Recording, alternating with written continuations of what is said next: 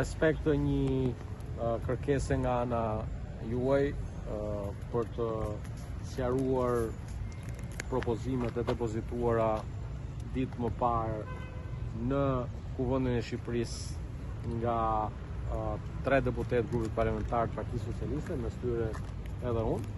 Dua të sqaroj që këto ndryshime janë ndryshime të cilat janë menduar prej shumë kohësh, të ndara në disa element ose le të thoja në disa qëllime të mira që kanë të bëjnë me përmirësimin e punës së Kuvendit të Shqipërisë, qoftë sa i përket mbarvajtjes dhe kohës efikase të diskutimeve në seancën plenare, që kanë të bëjnë me përmirësimin dhe rritjen e efikasitetit të kontrollit parlamentar, me qëllimin e një përqasje të procedurave që ndjek Kuvendi i Shqipërisë me kuvende të tjera, me parlamente të tjera europiane, dhe këtu në përgjithësi ju e dini që gjithmonë ka qenë dëshira ime dhe kolegëve të Partisë Socialiste që t'i përqasim ato me procedurat e Bundestagut Gjerman, i cilin e kemi marrë për referencë shumë herë.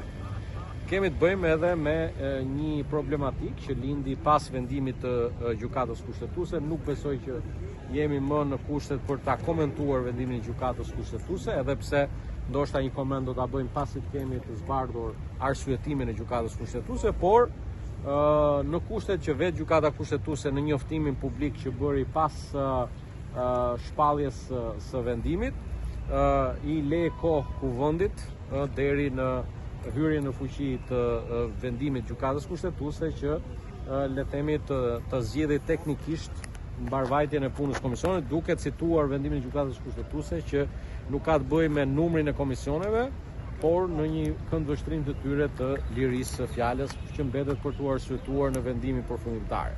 Dhe po ashtu kthehem tek një prej pikave të ndryshime. Kam dëgjuar që ka një diskutim pse Partia Socialiste i merr në mënyrë të njëanshme propozimet. Besoj që bien gjithë dakord që në kushtet e këtij le themi të mungesës një dialogu konstruktiv parlamentar, propozimet merren në mënyrë njëanshme, por rëndësi ka që të shpresojmë që miratimin ta kemi të dyanshëm ose me konsensus. Pra, edhe pjesa që lidhet për shembull me uljen e kohës së diskutimeve për deputetët dhe anëtarët e Këshillit të Ministrave 5 minuta. Unë nuk besoj që ka kjo nuk sjell asnjë lloj problematike me huimin e të drejtës fjalës. Mendoj që në kulturën parlamentare europiane apo dhe botërore nëse doni, por ne referohemi kryesisht Europës, 5 minuta janë mjaftueshëm për të thënë një qendrim politik.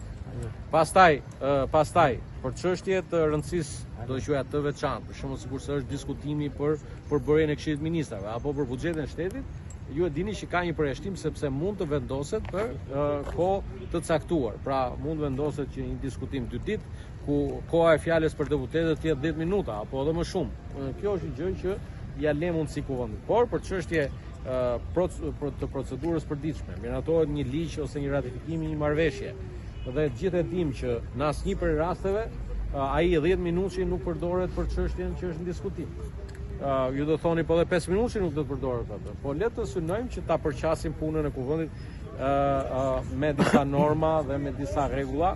Ju keni parë një seancë në Asamblenë Parlamentare të Këshillit të Evropës, një deputet me shumë eksperiencë, i cili nuk e dinte që do t'i përmbash kohësh me 1 minutë.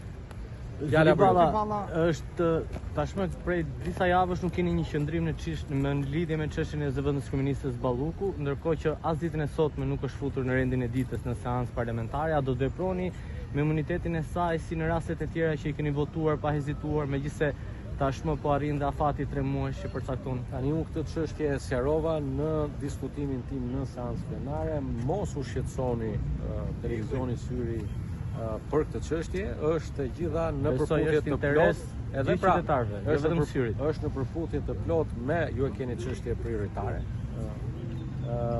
Jo, e keni pasur ju prioritet që nuk e bllokoni drejtësinë. Faleminderit për solidaritetin e reportit me Syrin, po unë po flas për Dyballa, e keni pasur prioritet mos bllokimin e drejtësisë ndërkohë ka 3 muaj që përgjigjen për këtë çështje dash në seancën e radhës për shkak të afateve i përcakton rregulloria, çështje drejt për shërbim.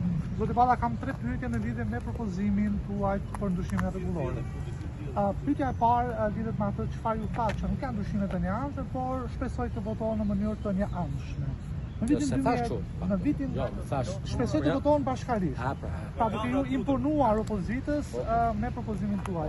Në vitin 2012 ju jeni një politikan i vjetër, shumica prej atyre që keni aty nuk e din, por Partia Socialiste ka bllokuar procesin për marrjen e statusit të vendit kandidat vetëm për shkak ndër të tjera, për shkak të rregullores së parlamentit. Dhe çështja e 5 minutshit lidhet me parlamentet të mëdha, siç është Parlamenti Evropian me 500 e disa vende. Shqipëria është një parlament shumë i vogël në lidhje me parlamentet e tjera.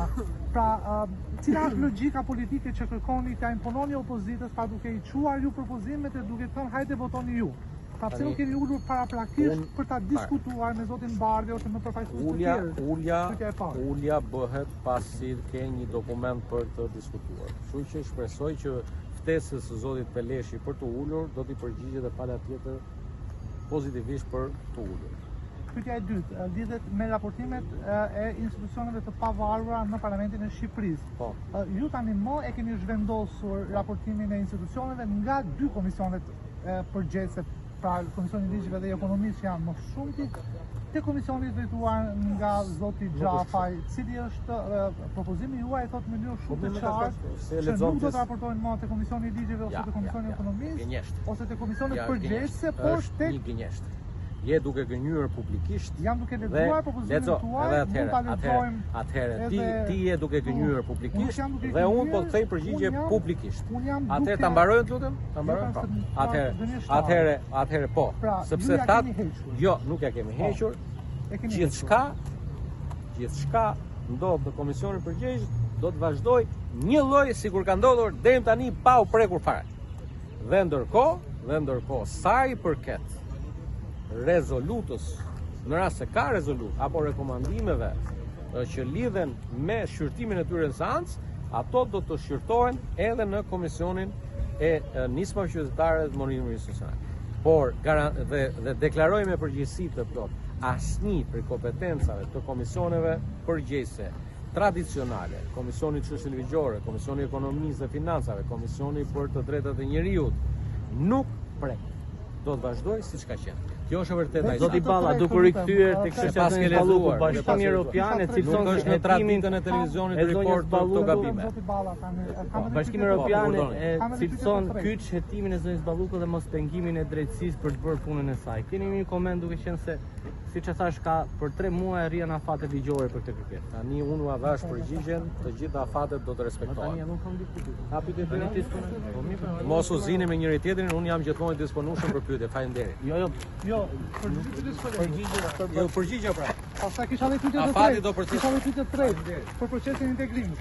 Apo s'pa bëre atë? U zut me njëri tjetrin. U zu Syri me reportin, u zu Karlo me Çimin.